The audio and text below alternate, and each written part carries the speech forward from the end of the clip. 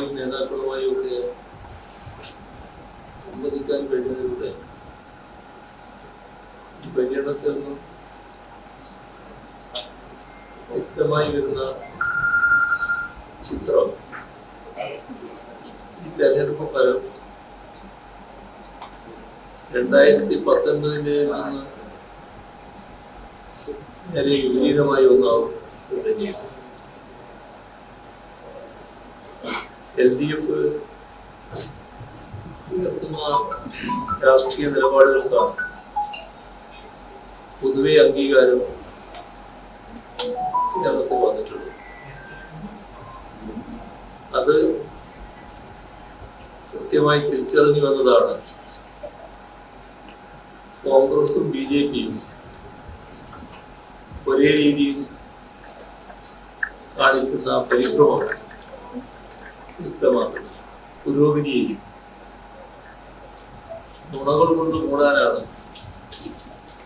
പ്രധാനമന്ത്രിയും കേരളത്തിലെ പ്രധാന പ്രതിപക്ഷ കക്ഷിയുടെ അഖിലേന്ത്യാ പ്രധാനിയും ഒരേ മനസ്സോടെ ശ്രമിക്കുന്നത്. കേരളത്തിനെതിരെ സംസാരിക്കുമ്പോൾ നരേന്ദ്രമോദിക്കും രാഹുൽ ഗാന്ധിക്കും ഒരേ സ്വരമാണ്. നാം കാണേണ്ടത് നീതി ആയോഗ് പുറത്തിറക്കിയ ആരോഗ്യ സൂചികയിൽ കേരളം 1ാം സ്ഥാനത്ത്. ഈ 1ാം സ്ഥാനം വിവിധ മേഖലകളിൽ നേടാൻ നമുക്ക് കഴിഞ്ഞിട്ടുണ്ട്. സ്കൂൾ വിദ്യാഭ്യാസ ഗുണനിലവാര സൂചിക, അതേപോലെ തന്നെ സുസ്ഥിര വികസന സൂചിക,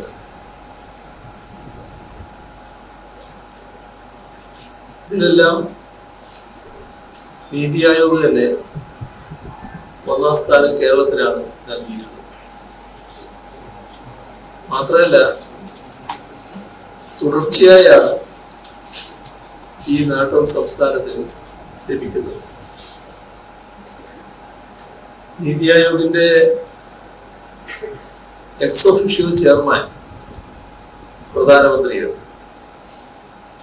എന്നിട്ടും അദ്ദേഹം പറയുകയാണ് കേരളം മോശമാണ്. സാക്ഷരത 96%, ആയുർദൈർഘ്യം 75.2 വർഷം, ഉയർന്ന ആരോഗ്യ സൂചികകൾ, നവീകരിച്ച സാമൂഹ്യ സുരക്ഷ, മികച്ച ക്രമസമാധാനം, അനുയോജ്യമായ ടൂറിസം ഇൻഫ്രാസ്ട്രക്ചർ, ഇങ്ങനെ സാമൂഹിക അടിസ്ഥാന സൗകര്യങ്ങളാൽ കേരളം രാജ്യത്തിന് മാതൃകയായാണ് നൽകുന്നത്. കുടുംബശ്രീ സംരംഭം മുതൽ ആരോഗ്യ മേഖലയിലെ പരിഷ്കാരങ്ങൾ, വിഖ്യാതമായ സ്റ്റുഡന്റ് പോലീസ് കാർഡ് പദ്ധതി, നവകേരള കർമ്മ പദ്ധതി, ഇത്തരത്തിൽ കേരളം മുൻകൈയെടുത്ത സംരംഭങ്ങൾ ദേശീയ തലത്തിൽ മാത്രമല്ല ആഗോളതലത്തിൽ തന്നെ അനുകരിക്കപ്പെട്ടിട്ടുണ്ട്. പ്രധാനമന്ത്രി കഴിഞ്ഞ ദിവസം ആരോപിച്ചൊരു കാര്യം, ബീഹാറിനെ പോലെയാണ് അഴിമതി കേരളത്തിൽ എന്നാണ്. അദ്ദേഹം ഒറ്റയടിക്ക് 2 സംസ്ഥാനങ്ങളെ അപമാനിക്കുകയാണ് ചെയ്തത്. നമ്മുടെ സംസ്ഥാനത്തിന്റെ കാര്യം കേരളത്തിന് മാത്രമല്ല രാജ്യത്തിനാകെ അറിയാവുന്ന ഒരു കാര്യമാണ്. അത് ഇന്ത്യയിൽ അഴിമതി ഏറ്റവും കുറഞ്ഞ സംസ്ഥാനം കേരളമാണ് എന്നത് വിഖ്യാതമാണ്. ഈ അംഗീകാരം കേരളത്തിന് നൽകിയത് centre for media studies, transparency international, local സർക്കിൾസും ചേർന്ന് നടത്തിയ ഇന്ത്യ കറപ്ഷൻ സർവേ അനുസരിച്ചാണ്. അതിനപ്പുറം ഏത് ആധികാരിക റിപ്പോർട്ട് വെച്ചാണ് പ്രധാനമന്ത്രി കേരളത്തെ അവമാനിക്കുന്ന പ്രസ്താവന നടത്തിയത്? അദ്ദേഹം പറഞ്ഞതിലെ പൊള്ളത്തരം വ്യക്തമാക്കാൻ ഒരു ഉദാഹരണം, 13ാം ധനകാര്യ കമ്മീഷൻ കാലത്ത്, ആ കാലയളവിൽ നിന്നും 14ാം ധനകാര്യ കമ്മീഷൻ കാലയളവിലേക്ക് എത്തിയപ്പോൾ സംസ്ഥാനങ്ങൾക്കുള്ള കേന്ദ്ര നികുതി വിഹിതം ആകെ കേന്ദ്ര നികുതി വരുമാനത്തിന്റെ 42% ഇത് BJP സർക്കാരിന്റെ നേട്ടമായാണ് അദ്ദേഹം അവതരിപ്പിക്കുന്നത്. പക്ഷേ ഇപ്പോഴത്തെ നീതി ആയോഗ് CEO BVR സുബ്രഹ്മണ്യം അദ്ദേഹത്തിന്റെ വെളിപ്പെടുത്തലിനെ പറ്റി റിപ്പോർട്ടേഴ്സ് കളക്റ്റീവ് പുറത്തുവിട്ട വാർത്ത ശ്രീ നരേന്ദ്രമോദിയുടെ ഇന്നലത്തെ അവകാശവാദത്തെ കുറിക്കുന്നതല്ലേ? BVR സുബ്രഹ്മണ്യത്തിന്റെ വെളിപ്പെടുത്തൽ എന്തായിരുന്നു? 2014 പ്രധാനമന്ത്രിയായ ഉടനെ സംസ്ഥാനങ്ങൾക്കുള്ള നികുതി വിഹിതം വെട്ടിക്കുറക്കാൻ നരേന്ദ്രമോദി ധനകാര്യ കമ്മീഷന് മേൽ സമ്മർദ്ദം ചെലുത്തിയെന്നാണ് നീതി ആയോഗ് CEO തുറന്നു പറഞ്ഞത്. അന്ന് പ്രധാനമന്ത്രിയുടെ ഓഫീസിൽ ജോയിന്റ് സെക്രട്ടറി ആയിരിക്കെ താനാണ് പ്രധാനമന്ത്രിക്കും ധനകാര്യ കമ്മീഷൻ ചെയർമാൻ YV റെഡ്ഡിക്കും ഇടയിൽ ഇടനിലക്കാരനായി നിന്നത് എന്നാണ് ശ്രീ സുബ്രഹ്മണ്യം വെളിപ്പെടുത്തിയത്.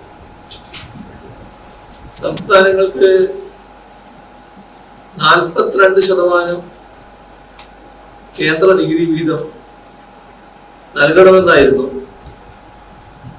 YV റെഡ്ഡിയുടെ നേതൃത്വത്തിലുള്ള ധനകാര്യ കമ്മീഷൻ ശുപാർശ. അത് 33% വെട്ടിക്കുറക്കാനാണ് പ്രധാനമന്ത്രി നരേന്ദ്രമോദി ശ്രമിച്ചത്. സംസ്ഥാനങ്ങൾക്കുള്ള നികുതി വിഹിതത്തിൽ സ്വതന്ത്ര തീരുമാനമെടുക്കാൻ അധികാരമുള്ള ഭരണഘടനാ സ്ഥാപനമാണ് ധനകാര്യ കമ്മീഷൻ. ഈ ഭരണഘടനാ മാനദണ്ഡം ലംഘിച്ചാണ് പ്രധാനമന്ത്രി കമ്മീഷന് മേൽ സമ്മർദ്ദം ചെലുത്തിയത്. എന്നാൽ YV റെഡ്ഡിയുടെയും ധനകാര്യ കമ്മീഷന്റെയും നിലപാട് ശക്തമായിരുന്നു. അത് കാരണം നരേന്ദ്രമോദിയും BJP സർക്കാരും ഉദ്ദേശിച്ച അജണ്ട നടപ്പിലാക്കാൻ കഴിയാതെ പോയി. ധനകാര്യ കമ്മീഷൻ വഴിയുള്ള വിഹിത വിതരണം ആരുടെയും ഔദാര്യമല്ല, ഭരണഘടനാപരമായി അത് സംസ്ഥാനങ്ങൾക്ക് അവകാശപ്പെട്ടതാണ്. കമ്മീഷന്റെ പരിഗണനാ വിഷയങ്ങളിലും മാനദണ്ഡങ്ങളിലും സാധാരണ കേന്ദ്ര സർക്കാർ കൈകടത്താൻ പാടില്ല. ഇവിടെ ആ കൈകടത്തലാണ് ഉണ്ടായത്. നമുക്കറിയാം, കേരളത്തിൽ ലഭിക്കേണ്ട അർഹതപ്പെട്ട തുക നിഷേധിക്കുന്നതാണ് കേന്ദ്ര സർക്കാർ സംസ്ഥാനത്തിന് നേരെ സ്വീകരിച്ചു വരുന്ന സമീപനം. BJP സർക്കാർ വന്ന ശേഷം 2011 ജനസംഖ്യ മാനദണ്ഡമാക്കാൻ ധനകാര്യ കമ്മീഷനോട് ആവശ്യപ്പെട്ടത് കാരണം നികുതി വിഹിതത്തിന്റെ കാര്യത്തിൽ സംസ്ഥാനങ്ങൾ തമ്മിലുള്ള അന്തരം വർദ്ധിച്ചു. കേരളം കൈവരിച്ച നേട്ടങ്ങൾക്ക് ഇത് വലിയ തിരിച്ചടിയായി. ഈ പ്രശ്നം സംസ്ഥാനം ഉയർത്തുമ്പോൾ അതിന് പരിഹാരം കാണാതെ തുകയുടെ വലുപ്പം പറയുകയാണ് ചെയ്യുന്നത്. BJP നൽകുന്ന പരസ്യങ്ങളിലും കേരളത്തെ കുറിച്ച് തെറ്റിദ്ധാരണ പരത്താനാണ് ശ്രമിക്കുന്നത്. സാമ്പത്തികമായി കേരളത്തിന്റെ കഴുത്ത് ഞെരിക്കുന്നവർ തന്നെ അതിന്റെ പേരിൽ സംസ്ഥാനത്തിനെതിരെ ആക്ഷേപം ചൊരിയുകയാണ്. ലോക്സഭാ തെരഞ്ഞെടുപ്പിൽ കേരളത്തിൽ നിന്ന് ഒന്നും ലഭിക്കാനില്ല എന്ന തിരിച്ചറിവ് വലിയ തോതിലുള്ള വെപ്രാളവും നിരാശയും സൃഷ്ടിച്ചു എന്നാണ് കാണാൻ സാധിക്കുക. അതാണ് തീർത്തും തെറ്റായ കാര്യങ്ങൾ പറയാൻ പ്രധാനമന്ത്രിയെയും BJPയെയും പ്രേരിപ്പിക്കുന്നത്. അതേ ദയനീയതയാണ് രാഹുൽ ഗാന്ധിയുടെയും പ്രശ്നം.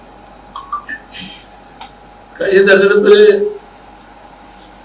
അദ്ദേഹം കേരളത്തിൽ വന്ന് മത്സരിച്ച് ആ ഘട്ടത്തില് ജനങ്ങൾക്കുണ്ടായ ചില തെറ്റിദ്ധാരണകൾ അല്ലെങ്കിൽ തെറ്റിദ്ധാരണ സൃഷ്ടിക്കാൻ അന്ന് കോൺഗ്രസിന് കഴിഞ്ഞിരുന്നു. പക്ഷെ ജനങ്ങൾക്ക് അതിന്റെ യഥാർത്ഥ സ്ഥിതി പെട്ടെന്ന് തന്നെ തിരിച്ചറിയാനായി. അതുകൊണ്ടാണ് തുടർന്ന് നടന്ന ഒരു തെരഞ്ഞെടുപ്പിലും കോൺഗ്രസ് പച്ചപിടിക്കാതെ പോയി. ഇപ്പോ 5 വർഷത്തിന് ശേഷം അതേ വീഞ്ഞ് പുതിയ കുപ്പിയിലൊഴിച്ച് പരീക്ഷിക്കുക. സ്വന്തം പാർട്ടിയുടെ നേതൃസ്ഥാനത്ത് നിന്ന് നിർണായക ഘട്ടത്തിൽ ഒളിച്ചോടിയ നേതാവ് എന്ന പേരുദോഷം മാറ്റി രാജ്യത്ത് നയിക്കാൻ പ്രാപ്തനാണ് എന്ന് വിശ്വസിക്കാൻ തക്ക ബലമുള്ള നിലപാട് രാഹുലിൽ നിന്ന് ഉണ്ടായിട്ടില്ല എന്നതാണ് ഉയരുന്ന വിമർശനം. പ്രധാന എതിരാളിയെന്ന് അദ്ദേഹം അവകാശപ്പെടുന്ന നരേന്ദ്രമോദിയെയും സംഘപരിവാറിനെയും നേരിട്ട് എതിർക്കാൻ ശ്രമിക്കുന്നു പോലുമില്ല. ഉത്തരേന്ത്യയിൽ നിന്ന് ഒളിച്ചോടിയാണ് വയനാട്ടിലെത്തി 2ാം തവണയും രാഹുൽ ഗാന്ധി മത്സരിക്കുന്നു. അപ്പൊ അദ്ദേഹത്തിൽ നിന്ന് ഇതിൽ പരം എന്താണ് പ്രതീക്ഷിക്കാനാവുക? ഈ തെരഞ്ഞെടുപ്പ് പ്രചാരണം തുടങ്ങുമ്പോൾ തന്നെ ഇടതുപക്ഷം ചില കാര്യങ്ങൾ പറഞ്ഞിരുന്നു. സംഘപരിവാറിന്റെ പിടിയിൽ നിന്ന് ഇന്ത്യ രാജ്യത്തെ മോചിപ്പിക്കാനുള്ള മൂർത്തമായ സമീപനമാണ് ഞങ്ങൾ മുന്നോട്ട് വെച്ചത്. കോൺഗ്രസോ വർഗീയ വിഭജനത്തിന്റെ അജണ്ടയായി BJP സർക്കാർ കൊണ്ടുവന്ന പൗരത്വ നിയമ ഭേദഗതിയെ കുറിച്ച് മിണ്ടാൻ തയ്യാറായോ? BJPയെ പേടിച്ച് മുസ്ലിം ലീഗിന്റെ കൊടിയും സ്വന്തം പതാകയും ഒളിപ്പിക്കുകയല്ലേ ചെയ്തത്. ഇവിടെ രാഹുൽ ഗാന്ധിയുടെ പാർട്ടി കൈകാര്യം ചെയ്യുന്നത് ഒരുതരം പാപ്പർ രാഷ്ട്രീയമാണ്. പൊടിപിടിച്ച ലീഗുകാരെ തല്ലുന്ന കോൺഗ്രസ്, പൗരത്വ ഭേദഗതി വിഷയത്തിൽ പരസ്യം കൊടുത്ത പത്രം കത്തിക്കുന്ന ലീഗ്, ഇതെല്ലാമാണ് UDFന്റെ ഇപ്പോഴത്തെ അവസ്ഥ.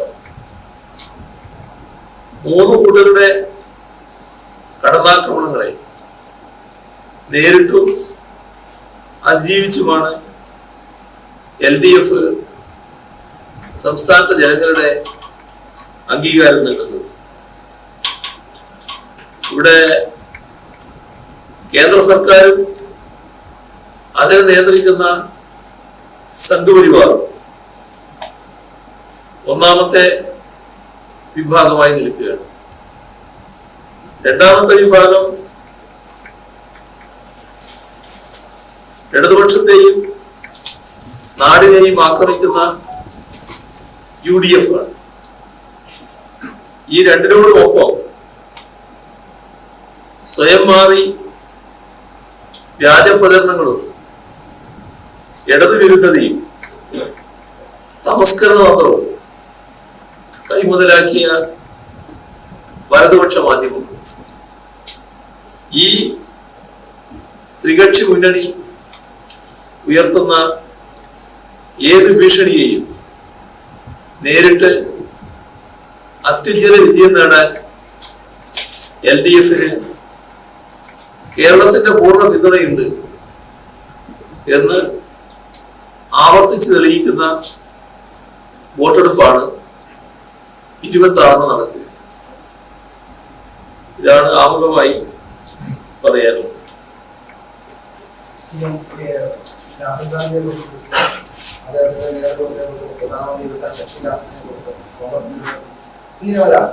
പ്രധാനമന്ത്രിയായി വിദ്യാഭ്യാസ അധ്യാപകർ വന്ന് പ്രധാനമന്ത്രിയെ സ്ഥാനത്തേക്ക് വരുന്നതിനെ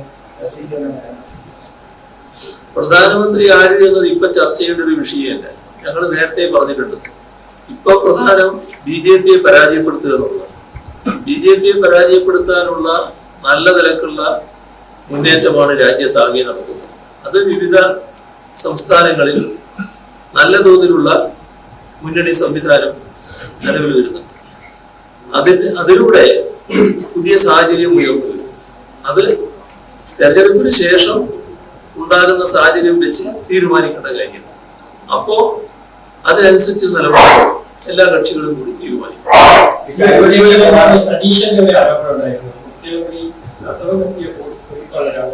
രാഹുൽ ഗാന്ധിയെ ആക്ഷേപിക്കാനും അതുപോലെ തന്നെ മോദിയെ വിമർശിക്കാതിരിക്കാനും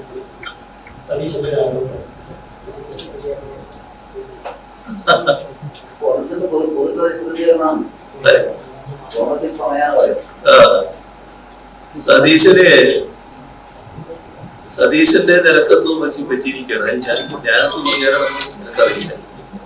ഈ സാധാരണഗതിയില് നമ്മള് പറയുന്ന കാര്യങ്ങൾക്ക് വിശ്വാസ്യത ഉണ്ടാവുക വളരെ പ്രധാനമാണ്. ഇപ്പോ കോൺഗ്രസിന്റെ പ്രകടന പത്രികയിൽ ഇതുമായി ബന്ധപ്പെട്ട പൗരത്വ നിയമ ഭേദഗതിയെ പറ്റിയുള്ള ഭാഗമില്ല എന്നത് ഞങ്ങൾ ഉയർത്തിയ ഗൗരവമായൊരു വിമർശനമാണ്. ആ വിമർശനം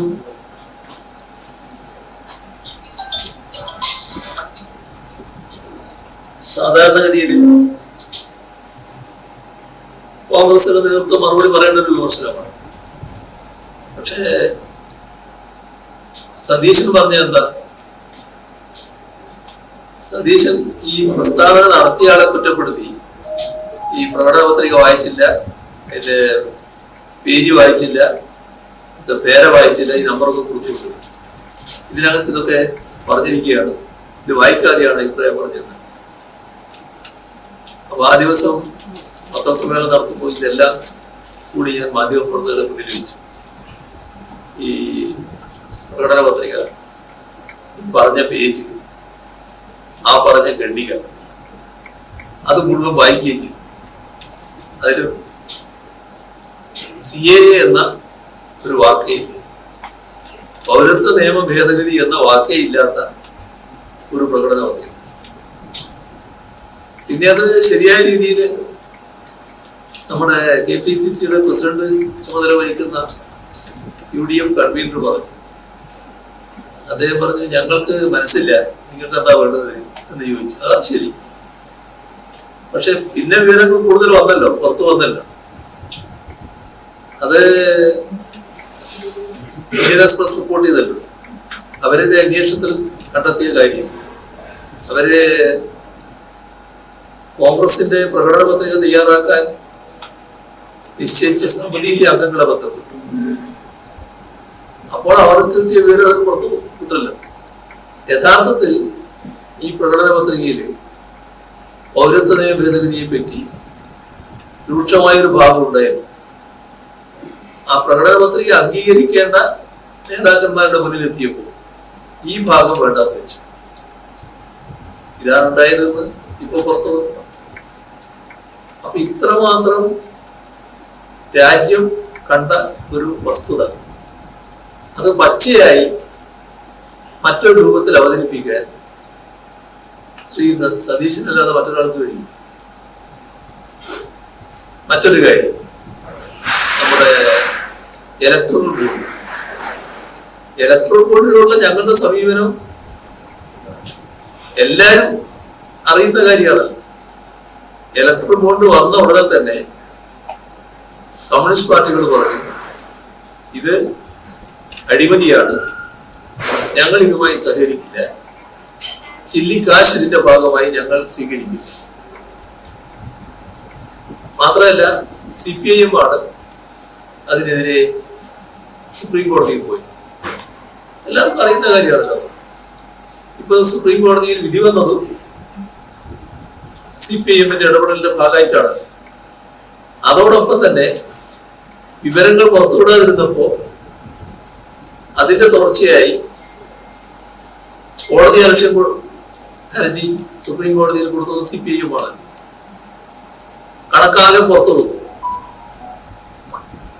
അതില് പണം പറ്റിയ ഏറ്റവും കൂടുതൽ പണം പറ്റിയത് BJP, രണ്ടാമത് കോൺഗ്രസ്. ഇതല്ലേ വന്ന കണക്ക്. CPIM അതുമായി നേരത്തെ വിയോജിച്ചു, ഒരു പൈ വാങ്ങില്ല എന്ന് പറഞ്ഞു. അത് അവിടെ തന്നെ വന്നു. CPIMന്റെ ഇടപെടലിന്റെ ഭാഗമായി അത് റദ്ദ് ചെയ്യുകയും ചെയ്തു. സതീശൻ പറയാണ് CPIM ഇലക്ട്രൽ ബോർഡ് വാങ്ങിയില്ല. അപ്പോ എന്തോ അദ്ദേഹത്തിന് പറ്റുകയാണ്. രാജ്യം മുഴുവൻ അറിയാവുന്ന ഒരു കാര്യം നിഷേധിച്ചുകൊണ്ട് പറയാൻ ഒരു മടിയും അദ്ദേഹത്തില്ല. മാധ്യമപ്രവർത്തകർ ചോദിച്ചു, എന്താ തെളിവൊക്കെ എന്റെ കയ്യിലുണ്ട്, പിന്നെ ഹാജരായിക്കോളാം. അങ്ങനെ പറഞ്ഞു പോകേണ്ട കാര്യമാണോ? ഇതാണ് അദ്ദേഹം സ്വീകരിക്കുന്ന നിലപാട്. അപ്പോ അത്രയും അതിനെ കാണേണ്ടതുണ്ടെന്നാണ്. എന്തെങ്കിലും തൽക്കാലം ഒന്ന് പറയാന്നുള്ളൊരു നിലപാട് മാത്രമാണ് പ്രതിപക്ഷ നേതൃസ്ഥാനത്തിരിക്കുന്ന VD സതീശൻ ഇപ്പൊ സ്വീകരിച്ചുകൊണ്ടിരിക്കുന്നത്. കരുവന്നൂർ ഇടയ്ക്കിടയ്ക്ക് പ്രധാനമന്ത്രി പറയുന്നുണ്ട്, നിക്ഷേപകർക്ക് പണം തിരികെ കൊടുക്കുന്ന പറയുന്നത്. ഇങ്ങനെ പ്രധാനമന്ത്രി ആയുധമാക്കുമ്പോഴത്തേക്ക് എങ്ങനെയാണ്? നമ്മുടെ രാജ്യത്ത് ഏറ്റവും നല്ല സഹകരണ മേഖല ഉണ്ടായിരുന്നത് ഒന്ന് ഗുജറാത്തിലായിരുന്നു. അതായത് മഹാത്മാഗാന്ധിയുടെ ഗ്രാമസ്വരാജിന്റെ എല്ലാം ഭാഗമായിട്ട് ഉയർത്തിക്കൊണ്ടുവന്ന ഒരു സഹകരണ പ്രസ്ഥാനമായിരുന്നു അവിടെ ഉണ്ടായത്. അവിടെ BJP ഗവൺമെന്റ് അധികാരത്തിൽ വരുമ്പോൾ അവിടെ ഉണ്ടായിരുന്നത് അവിടുത്തെ സാമ്പത്തിക ഇടപാടുകൾ 70% സഹകരണ മേഖലയായിരുന്നു വഹിച്ചത്.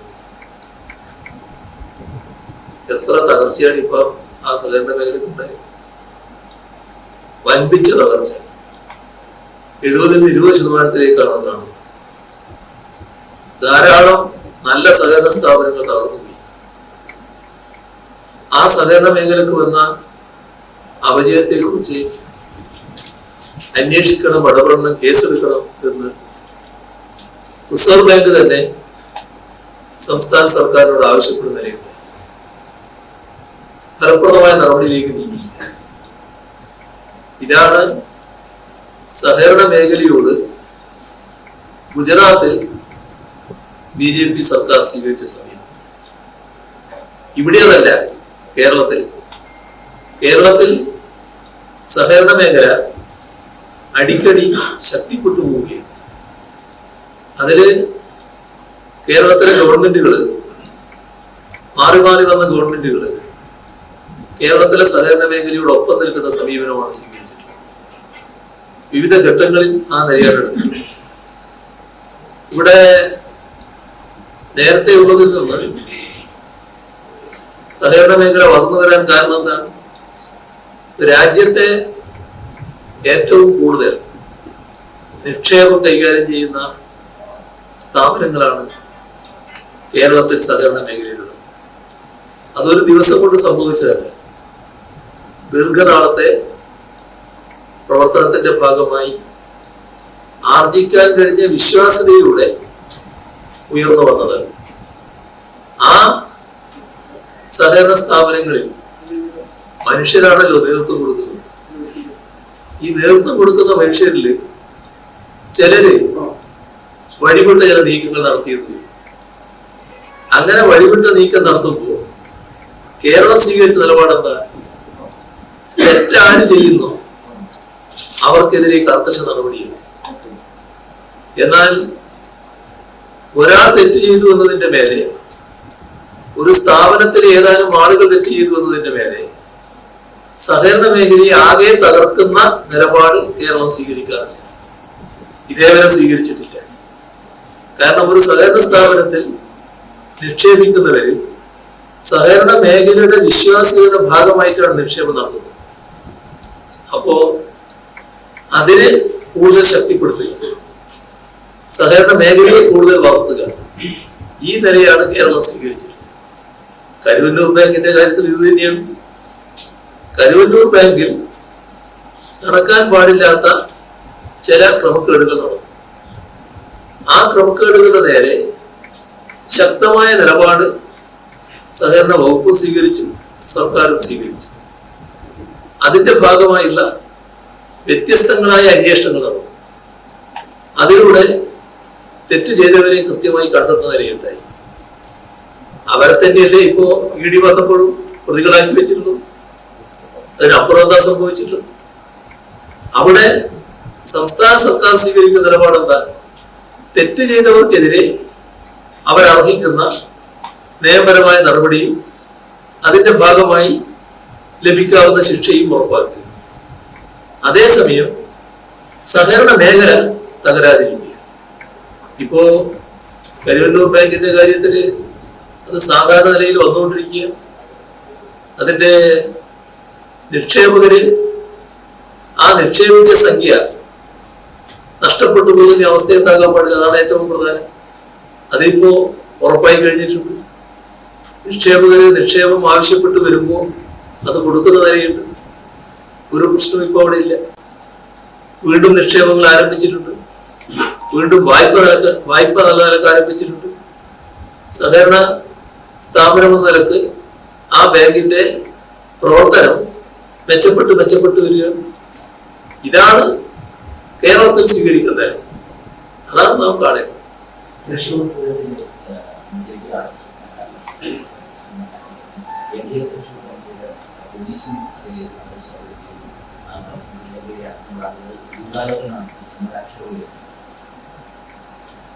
ഇത് ഗൗരവമായി അന്വേഷിക്കേണ്ട ഒരു കാര്യമാണ്. ഈ തൃശ്ശൂർ പൂരം സംബന്ധിച്ച് നേരത്തെ 1-2 ഘട്ടങ്ങളിൽ ഇടപെടാൻ എനിക്ക് അവസരം കിട്ടിയത്. അത് അപ്പൊ പിന്നെ തെരഞ്ഞെടുപ്പിന്റെ കാര്യമല്ല.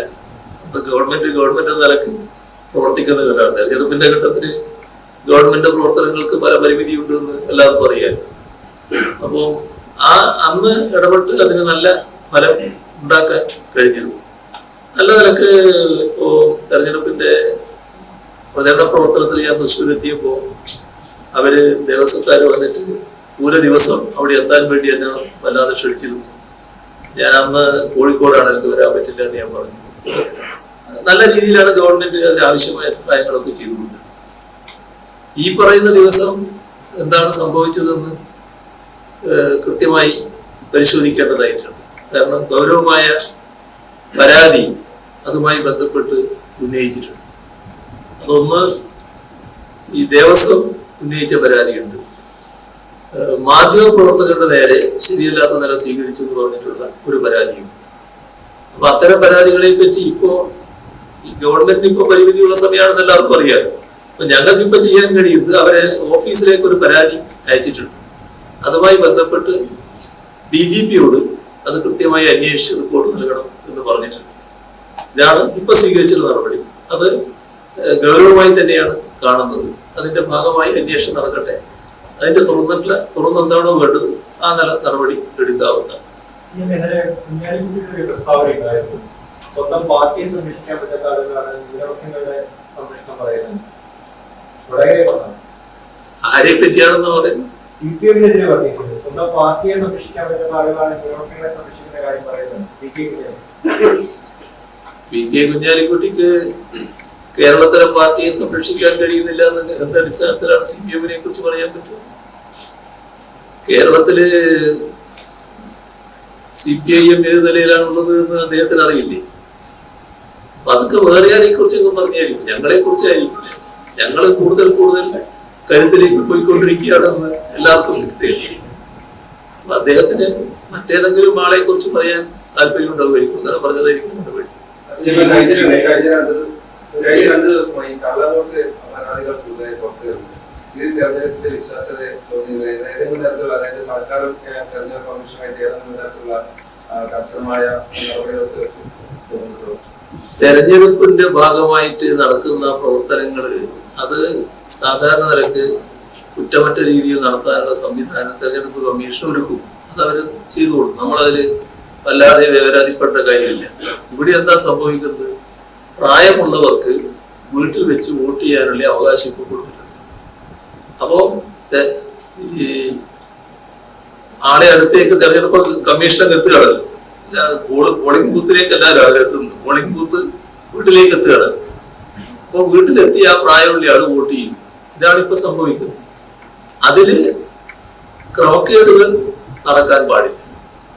ക്രമക്കേട് നടന്നാൽ കർക്കശമായ നടപടി കമ്മീഷൻ സ്വീകരിക്കുക. ഏതെങ്കിലും ക്രമക്കേടുണ്ട്. ഒരു വാർത്ത കണ്ടല്ലോ, ഒരു കമലാക്ഷിയോ മറ്റോ, വോട്ട് ചെയ്യേണ്ട കമലാക്ഷി വേറെ, വോട്ട് ചെയ്ത കമലാക്ഷി വേറെ, പാർട്ടിയായിട്ട് വന്നല്ലോ. എന്റെ സസ്പെൻഷനും മറ്റു കാര്യങ്ങളും ഒക്കെ വന്നോന്ന് കണ്ടല്ലോ. അതാ കുന്നമംഗലത്തല്ലേ പറയുന്നത്? അതിന്റെ ഞാൻ പറയുന്നത്. നിങ്ങൾ ചോദിച്ചത് ഞാൻ മറുപടി പറയും. നിങ്ങൾക്ക് എന്തിനാ അത്ര തിരക്ക്? അപ്പൊ കമലാക്ഷിയല്ലേ? പക്ഷെ കമലാക്ഷിയെ കണ്ടെത്തിയത് വേറൊരു കമലാക്ഷിയാണ്. ഇതാണ് നടക്കുന്നത്. അപ്പം ഫലപ്രദമായ നടപടിയിലേക്ക് തെരഞ്ഞെടുപ്പ് കമ്മീഷൻ നീങ്ങിയല്ലോ. അതിന്റെ ഭാഗമായിട്ടുള്ള നടപടികൾ സ്വീകരിച്ചിരിക്കുകയാണ്. മറ്റേ കുന്നമംഗലത്തും ഇതേപോലെ തന്നെയുള്ള കാര്യങ്ങളാണ് സംഭവിച്ചിട്ടുള്ളത്. അങ്ങനെയുള്ള കുറ്റകൃത്യങ്ങൾ എവിടെയൊക്കെയാണോ നടക്കുന്നത്, സാധാരണഗതിയിൽ നടക്കാൻ പാടില്ലാത്ത കാര്യങ്ങൾ നടന്നാൽ തെരഞ്ഞെടുപ്പ് കമ്മീഷൻ ഇടപെട്ട് അതിന്റെ ഭദ്രത, സ്വകാര്യത എല്ലാം ഉറപ്പുവരുന്ന നടപടികളിലേക്ക് അവർ നീങ്ങും. ഇവിടെ നമ്മൾ കാണേണ്ടത് ഇത്തരം കാര്യങ്ങളിൽ തെരഞ്ഞെടുപ്പ് കമ്മീഷനെ ഇന്നത്തെ നിലയിൽ വിശ്വസിക്കുകയാണ് വേണ്ടത്. അവർ നല്ല ഫലപ്രദമായ നടപടി എടുക്കും തന്നെയാണ് നമ്മൾ പ്രതീക്ഷിക്കേണ്ടത്. തെരഞ്ഞെടുപ്പ് കമ്മീഷന്റെ ഭാഗമായി നിൽക്കുന്ന ആളുകളും തെരഞ്ഞെടുപ്പ് കമ്മീഷൻ തന്നെയാണ്. അങ്ങനെയാണ് നമ്മൾ കാണേണ്ടത്. ആ ചെല്ലുന്നയാള് ഈ കമലാക്ഷിയെ മാറ്റി വേറെ കമലാക്ഷിയെ കൊണ്ട് വോട്ട് ചെയ്യിച്ചാൽ അത് തെരഞ്ഞെടുപ്പ് കമ്മീഷന്റെ ഉത്തരവാദിത്തമായിട്ട് മാറുന്നു. അപ്പോ തെരഞ്ഞെടുപ്പ് കമ്മീഷന്റെ വിശ്വാസം സംരക്ഷിക്കുന്നതിന് വേണ്ടിയുള്ള ഫലപ്രദമായ ഇടപെടൽ തെരഞ്ഞെടുപ്പ് കമ്മീഷൻ നടത്തുകയാണ്. അപ്പൊ ഏത് തെറ്റിനെയും അതേ രീതിയിൽ കാണുകയാണ് വേണ്ടത്. അപ്പൊ ഒരു തെറ്റ് നല്ല പർവ്വതീകരിക്കുക, മറ്റൊരു തെറ്റ് കാണാതെ അത് എങ്ങനെയാണ് കൊടുക്കാതിരിക്കുക എന്ന് വെച്ച് ചെറിയൊരു ഭാഗം എവിടെയെങ്കിലും കൊടുക്കുക. അങ്ങനെയല്ല വേണ്ടത്. പർവ്വതീകരിക്കുകയാണെങ്കിൽ എല്ലാത്തിനെയും പർവ്വതീകരിക്കുക, എല്ലാ തെറ്റിനെയും തെറ്റാണെന്ന് പറയുക. എല്ലാ തെറ്റിനെയും തെറ്റായി കണ്ടുകൊണ്ടുള്ള നിലപാടാണ് നമ്മൾ എടുത്തു പോകുന്നത്. അതാണ് സർക്കാരിന്റെ സമീപനം. മറ്റു മുഖ്യമന്ത്രിമാരെ മറ്റു സംസ്ഥാനങ്ങളുടെ പ്രദേശത്തിന് പോകുന്നുണ്ടെന്നും കേരള മുഖ്യമന്ത്രിമാർക്ക് പോകുന്നില്ല ആശയമുണ്ട്. അല്ല, അത് എന്നോടുള്ള താല്പര്യം കൊണ്ടല്ലേ ഞാൻ ഈ തെരഞ്ഞെടുപ്പ് കഴിയുന്നത്. ചോദ്യമാണ് പൊന്നാനിയിൽ LDF സ്ഥാനാർത്ഥിയായിട്ടുള്ള KS ഹംസ ഇപ്പോൾ പാണക്കാട് ഹൈദരാലി ശിഹാബ് തങ്ങളുടെ മരണവുമായി ബന്ധപ്പെട്ടിട്ട് ഒരു ദുരൂഹത ആരോപിക്കുന്നുണ്ട്. ചന്ദ്രിക അഴിമതി കേസുമായി ബന്ധപ്പെട്ട് EDയുടെ ചോദ്യം ചെയ്യുന്ന ശേഷമാണ് അദ്ദേഹത്തിന് ശാരീരിക അസ്വസ്ഥതകൾ ഉണ്ടാകുന്നത്. ഇതിനെ തുടർന്നാണ് അദ്ദേഹത്തിന് മരണം ഉണ്ടായത്. ലീഗ് നേതൃത്വം കാര്യമായിട്ട് അദ്ദേഹത്തെ ശ്രദ്ധിച്ചില്ല എന്നുള്ള ഒരു ആരോപണം അദ്ദേഹത്തിന്റെ ഭാഗത്ത് നിന്ന് വരുന്നുണ്ട്. ആ ഒരു വാദം CM ശ്രദ്ധിച്ചിരുന്നു. എനിക്കതിനെ പറ്റി യാതൊന്നും അറിയില്ല. CM രാഹുൽ ഗാന്ധിയുടെ ഒരു വിമർശനം കഴിഞ്ഞ ദിവസം കണ്ടതാണ്. അതിന്റെ ചുവട് പിടിച്ചപ്പോൾ പ്രിയങ്ക ഗാന്ധി പറയുകയാണ്, വിമർശനം ഉന്നയിക്കുകയാണ്. BJPക്ക് ഒപ്പം ചേർന്നുകൊണ്ട് മുഖ്യമന്ത്രി തന്റെ സഹോദരനെ ആക്രമിക്കുമെന്നായിരുന്നു പ്രിയങ്ക ഗാന്ധിയുടെ പരാമർശം. ഏറ്റവും വലിയൊരു തമാശയാണ് ഈ പ്രിയങ്ക ഗാന്ധി വന്ന് എന്തുകൊണ്ട് പിണറായി വിജയനെ അറസ്റ്റ് ചെയ്യുന്നില്ല എന്ന് ചോദിച്ച ആ ചോദ്യം. അത് വളരെ നല്ലൊരു ചോദ്യമായി കേരളം കാണുകയാണ്. കാരണം അവരാരാണ്, അവരുടെ ഭർത്താവ് ആരാണ്, ഇവരുമായിട്ടെല്ലാം ബന്ധപ്പെട്ട DLF എന്താണ്, അതുമായി ബന്ധപ്പെട്ട് കുറെ നാൾ ഉയർന്നു വന്നിരുന്ന ആരോപണങ്ങൾ എന്തൊക്കെയാണ്, ആ ഘട്ടത്തിലുള്ള നടപടികൾ എങ്ങനെയൊക്കെയാണ് നീങ്ങിയത്, പിന്നെ 170 കോടി രൂപ എങ്ങനെ ഇലക്ട്രൽ ബോർഡ് ഇനത്തില് BJPയുടെ കയ്യിലേക്ക് പോയി, അതെല്ലാം കഴിഞ്ഞപ്പോ ഹരിയാന സർക്കാർ ഇതിൽ യാതൊരു നിയമവിരുദ്ധ നടപടിയും ഇല്ല. നേരത്തെ പറഞ്ഞ ഭയങ്കര വഞ്ചന, റിയൽ എസ്റ്റേറ്റ് ഇടപാടിൽ ഭയങ്കര വഞ്ചന, അഴിമതിയൊക്കെ നടന്നിരിക്കുന്നതാണ്, പക്ഷെ ഒരു കുറ്റകരമായി ഒന്നുമില്ല എന്ന് പറഞ്ഞത്. അതെല്ലാം രാജ്യത്തിന്റെ മുന്നിലുള്ളതാണല്ലോ. അപ്പൊ അറസ്റ്റ് വേണ്ടിയിരുന്നവർക്ക് നേരെ അറസ്റ്റ് ഉണ്ടായില്ലെങ്കിൽ അതിനുള്ള നന്ദി അവരോട് പറയാണ് വേണ്ടത്. അത് എന്നെ അറസ്റ്റ് ചെയ്യണമെന്ന് പറയല്ല വേണ്ടത്, അത്രയും എനിക്ക് പറയുന്നു.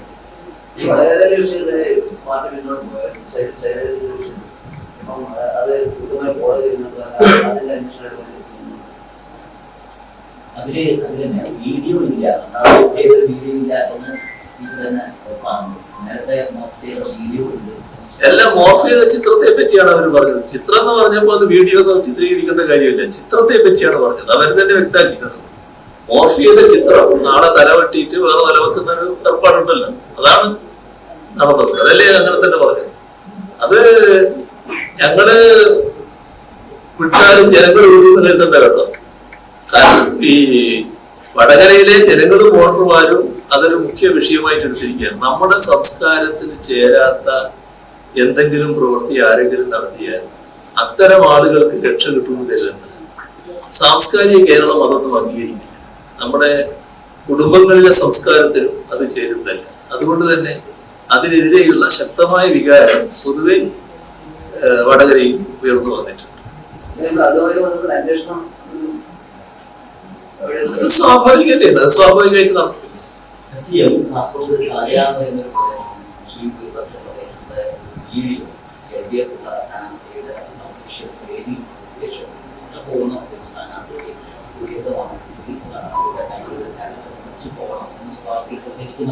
പിന്നീട് അത് സ്ഥാനാർത്ഥിയും പിൻവലിച്ചിട്ട് തെരഞ്ഞെടുപ്പിന്റെ ഒരു ഘട്ടത്തിൽ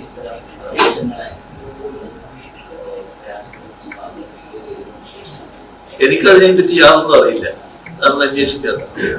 കഴിഞ്ഞ ദിവസം ഒരു ഫേസ്ബുക്ക് പോസ്റ്റ് കണ്ടു. സൈബർ അതുപോലെ സൈബർ രംഗത്തുള്ളവരെ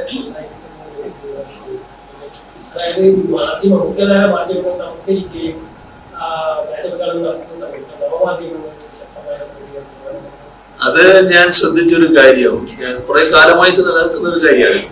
ഇപ്പോൾ ഈ ഘട്ടത്തിൽ മാത്രമല്ല, കുറെ കാലമായിട്ട് നിലനിൽക്കുന്ന കാര്യം. നമ്മുടെ മുഖ്യധാരാ മാധ്യമങ്ങൾ ഒരു വിഭാഗം എങ്ങനെയാണ് ഞങ്ങളോടൊക്കെ പെരുമാറുന്നത് എല്ലാവർക്കും അറിയാം.